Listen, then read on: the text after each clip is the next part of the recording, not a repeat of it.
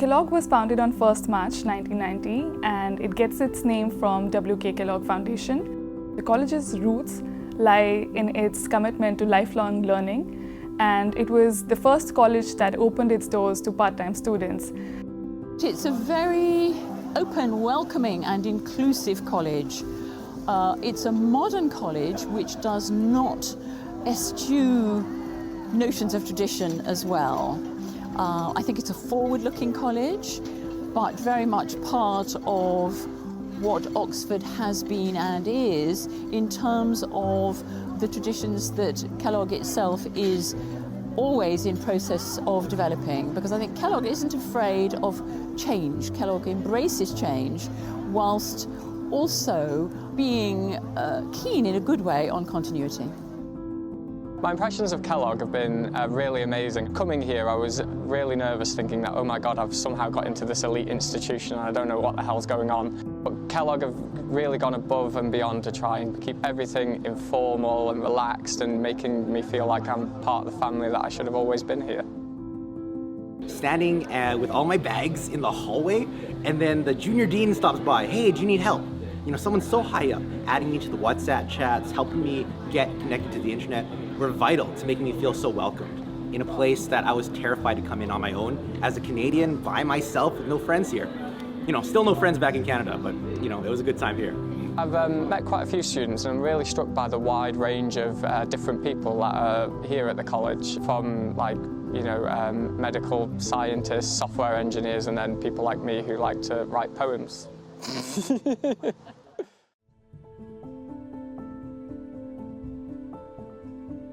This is a college hub, and what I really love about this place is that there are a lot of benches out here in the sun, and you can just grab coffee from the cafe and just sit here with your book, bask in the sun and enjoy the great weather. And it's also a place where we organize a lot of our MCR social events like karaoke nights and movie nights as well. It's also a place where most of our college events are held, especially the talks, the series of talks that we have here at Kellogg, which are open to public and are free. I really have to say, I think Kellogg has a really good community. And that's something that I think really makes me enjoy the space that I'm living in. It is also really, really nice being surrounded by primarily graduate students because everyone is on the same page as to I'm here for a specific reason. I have chosen to do X, Y, Z, therefore, and then you find a lot of people who share similar goals with you and those who will challenge your goals and your perspectives as well, which I think is very, very nice. Coming to dinners at Kellogg, there is no high table, it's not a Hogwartsy type thing at all. It's just nice and relaxed. Everyone's chatty, everyone is actually pretty much the same as you and really nervous, and it just puts everyone at ease and really good fun.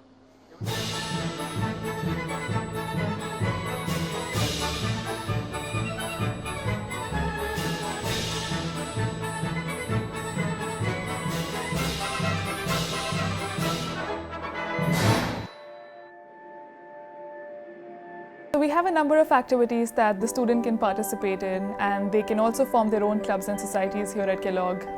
So we have a football team, cricket team, chess team. We have a joint rowing club with Christchurch College, and we have a great rowing team. And we also have training sessions for tennis, which is organized by our sports officer, the MCR sports officer. Okay, wait, let me think.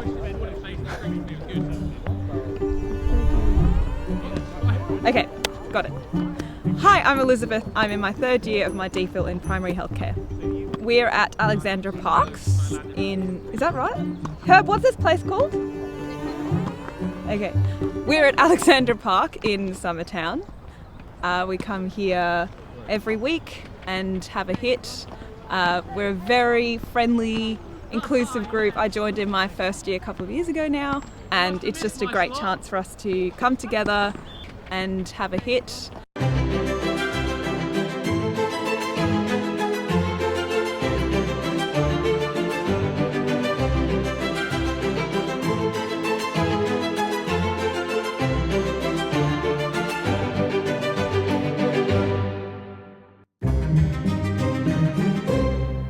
My advice to new students or to anyone thinking of applying is to say that you will be as deeply inspired by Oxford as a city and a place as you will by your coursework and your classmates. So spend, your time learning from environment, from the people, learn by osmosis, but know that your college is your home base that you can come back to whenever you need a smaller community than the larger Oxford community. And the amazing thing about Oxford is that it's not just the people who are alive and well and walking about now, it's everything that's come before it. It is so entrenched in history and you feel it on every single street. And so, again, it can be kind of bewildering and wonderful and overwhelming, but that's why the college system is so wonderful and that's why Kellogg is so wonderful, is that you feel at the end of the day, you do have a smaller community that is your own. Welcome to Kellogg College. This is Oxford's largest postgraduate college, but it's also its friendliest and its most diverse. The college was founded in 1990 on St. David's Day. It was originally called Rewley House, from the name of the building where the Department for Continuing Education is based. But in 1994, thanks to a generous benefaction, we renamed it Kellogg College. It was originally set up to provide a collegiate base for mature, part-time postgraduate students, but it was soon realized that it was attractive to full-time students and younger students as well, and we now have a very generous mix. Originally, the college was based in Rewley House. It had one room in Rewley House, which is where the Department for Continuing Education is.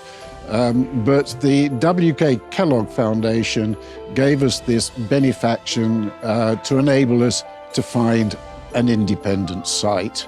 And we looked at various locations in Oxford, including Oxford Prison, but the fellows were not too keen on that. And eventually, in 2006, we acquired this 4-acre site on Norham Manor in North Oxford. Now, Norham Manor was laid out by St. John's College in the 19th century, round about 1860, as a result of a master plan by William Wilkinson, who was the architect of the Randolph Hotel. The vision was of a garden suburb, of villas set in generous garden grounds, and we've acquired a number of them. All of this was about to be obliterated in the 1960s when the Pitt Rivers Museum was going to be moved from its location in the science area and rebuilt here with an enormous great geodesic dome designed by the Italian engineer Pier Luigi Nervi. That got planning permission, and the whole of this site would have been demolished.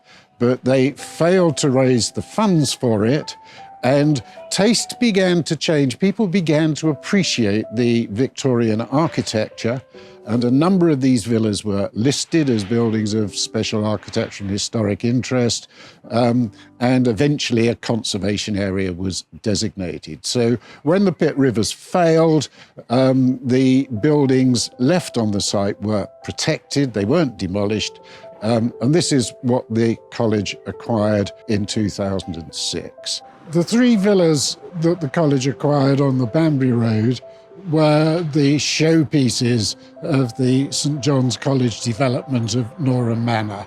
They were on the very western edge, so they were in full public view. They were set back from the road with generous gardens. The first one to be built was number 62. This was built for a very interesting man, Richard St. John Tyrrwhit. He had been a don at Christ Church. He had to give up his fellowship when he got married, but he then became rector of St. Mary Magdalene Church at the end of St. Giles. But he was also a very prominent artist, played a leading role in the artistic life of Oxford. He was a friend of William Morris. He helped to decorate the Oxford Union building. He was a very close friend of Ruskin, and perhaps at the invitation of Ruskin, he painted murals inside the University Museum. For 10 years, he was Ruskin's secretary. Ruskin constantly dined here with other people, like Charles Dodgson, better known as Lewis Carroll, of course, who wrote Alice in Wonderland. He took Tyrowit's portrait. The entrance porch is intriguing. It's a sculpture with a quotation from the Book of Proverbs, and was almost certainly designed by John Hungerford Pollen, who designed the entrance to the University Museum. Tyrowit commissioned this house from an architect called E.G. Bruton. Bruton was a neighbour of Tyrowit's in Beaumont Street. They were both living in Beaumont Street when Tyrowit was vicar of St Mary Mag. Tyrowit baptised 3 of Bruton's children, so they were very close friends. And Bruton also designed number 64, which is probably the dullest of all the villas. This was built for a corn merchant. Number 60, the third of the villas to the south, that was designed by William Wilkinson himself. He designed it for a chemist called Cousins, whose chemist shop was next to the Randolph, which of course Wilkinson had already designed. And I'm sure that's the connection. Wilkinson was tremendously proud of this building, and he included it in a book that was published of his designs. There's a common myth that the North Oxford Norham Manor development by St John's was intended to house those Oxford dons who, after 1870, were allowed to be married. And so these were family homes for these newly married dons. It's a total myth. Most of the houses here on the Banbury Road were built before dons were allowed to marry. They were mainly built for prosperous tradespeople like corn merchants and chemists. And of course, Tyrowit had been a don at Christ Church, but he was the vicar of St Mary Magdalene when he commissioned the house here. The residential accommodation for our full-time students is in Bradmore Road, where we've got 6 houses. They're not as grand as the villas on Banbury Road. They were all built in the 1870s. Most of them are semi-detached. There's a single detached house that was occupied by the sole don, a fellow of University College. The other houses were occupied by tradesmen and retired clergymen. They were a development all carried out by someone called John Galpin. Now, Galpin ran the Oxford Building Company, which was the biggest developer in the city at that time. He lived here at 12 Bradmore Road, in a house that's just on the corner with Norham Road. His company was partly funded by small investors, and it went spectacularly bankrupt, which led to a riot in Gloucester Green when Galpin was burnt in effigy.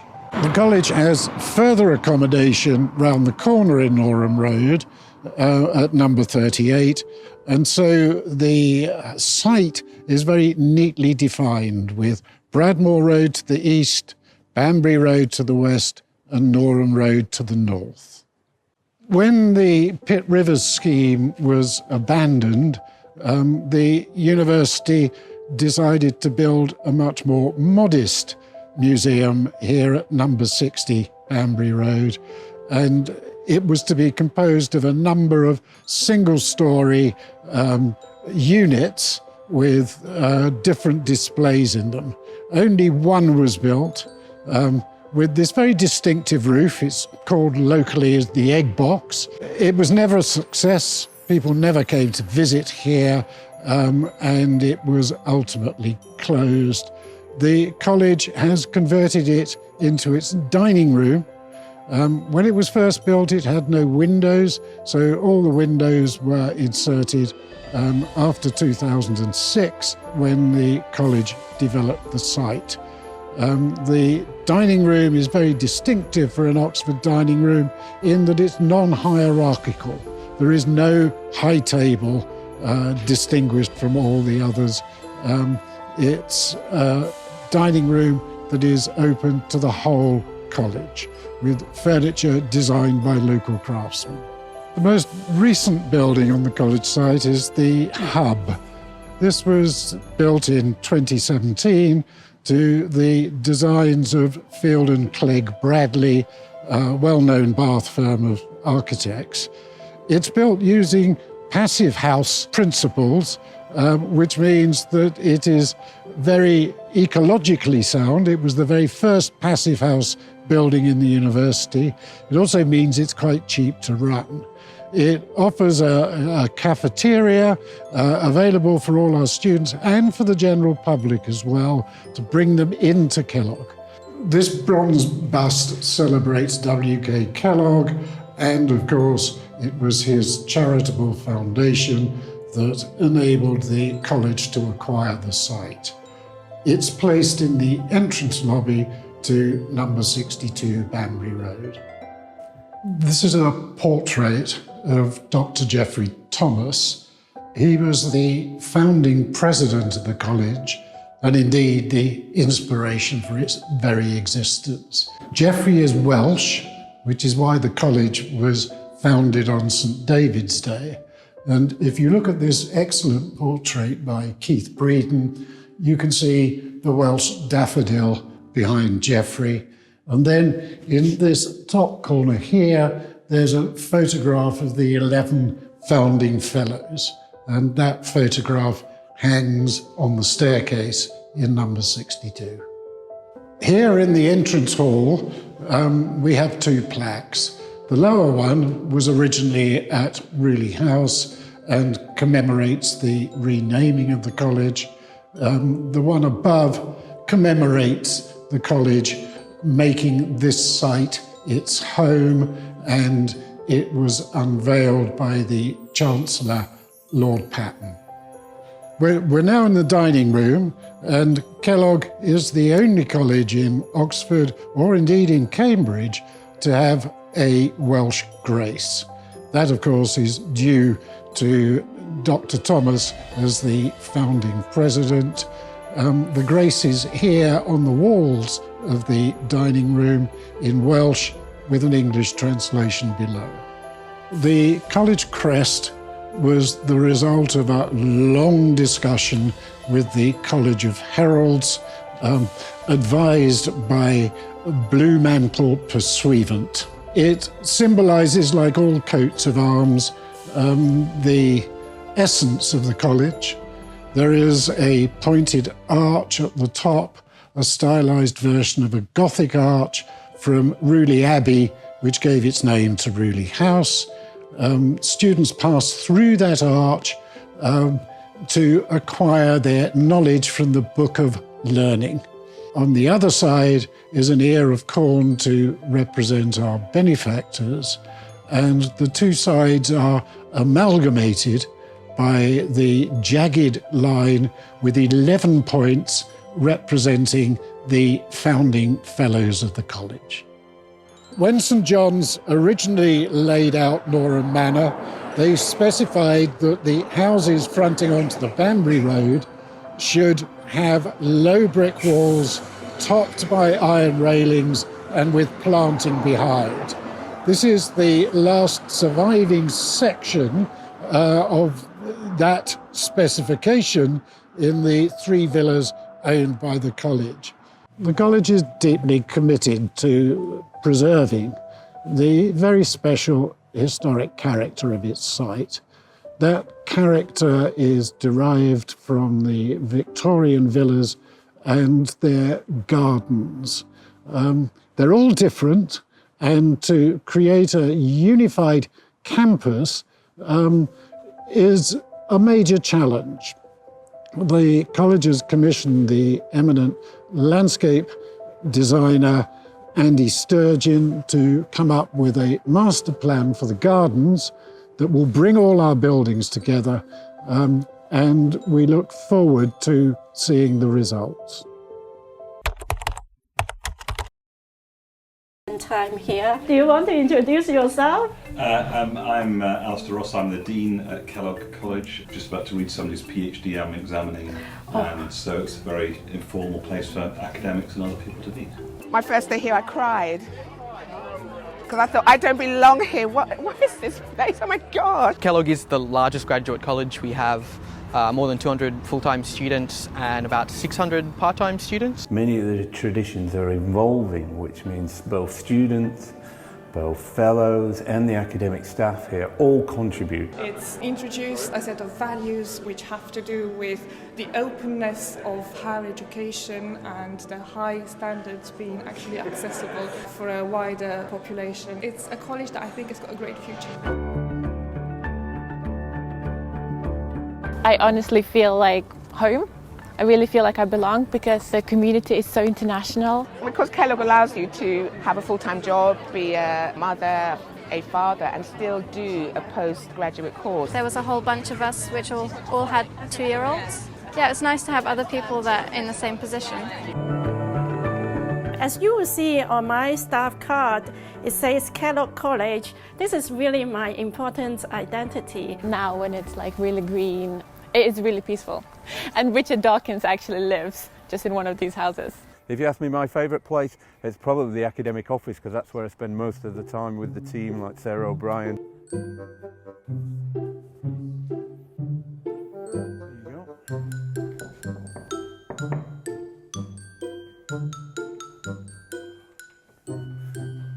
Hooked out. I've noticed you're wearing odd shoes. Yeah, that's the thing I do. There's no rhyme or reason to it. It's just like, why does everyone wear matching shoes? I am really curious about who they are, why they take this big painting, what they are doing here, and I recognize some of them, like Chris.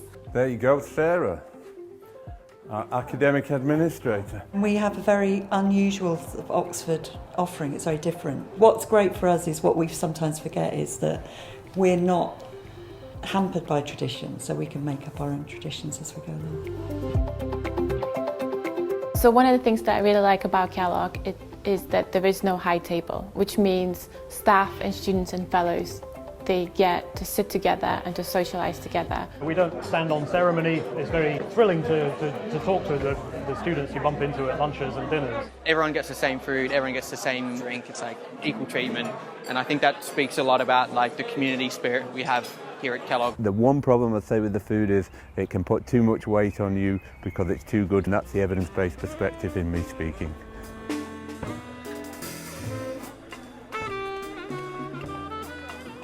It's the summer party for Kellogg College today. I'm restaurant manager. Can say hello to the chef, they will be happy. Curd raspberry sponge, gotchke, salmon and lichter. We have 285 guests. Tomatoes. Will they all come? I hope so, it's a nice day. A party like this, we used to come here and have marquees and bring all the plates, everything on the food. Now, obviously, we've got the room, we've got a kitchen, it's so much easier. And I think people don't realise just how rapidly Kellogg is developing and growing, and the family of Kellogg is, growing. And this chap there, that's Geoffrey Thomas, who was the first president, who still comes in now for lunch. And you can still see him around college and he's always welcoming. They are embracing the fact that they're the youngest college and they're not trying to be what everybody else is. And as I'd say, there's anything wrong with the way that everybody else is, but there is room for something different, and that's Kellogg. There's a whole team of academic administrators who work really hard. It's been a great honour for me to be asked to be the senior tutor at the college. It's still changing, and seeing Kellogg grow, I feel that I'm growing with it, really. It doesn't matter what stage you are at in life, like if you have that desire to keep learning, if you're young at heart, then I think Kellogg is a very welcome home for you here at Oxford.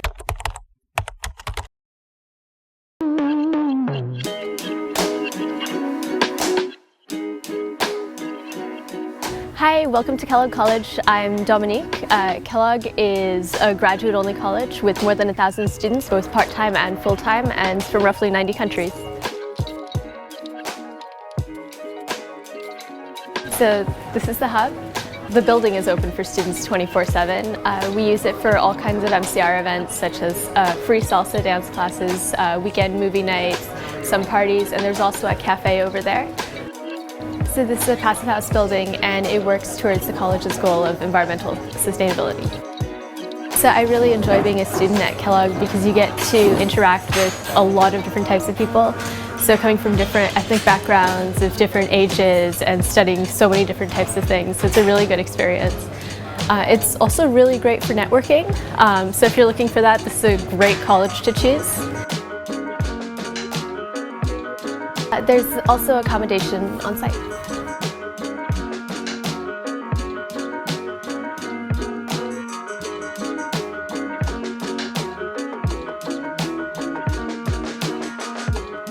We're the only college that has one.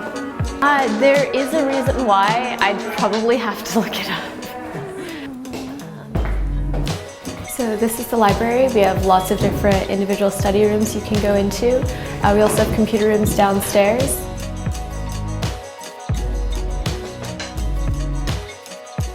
The Kellogg College MCR, the MCR stands for Middle Common Room. It's the graduate student body. We support the students in a variety of different ways, whether it be social events, academic study groups, and welfare resources as well. I'm the MCR president, and so a lot of what I do is help coordinating all of that in the college. So this is our dining hall.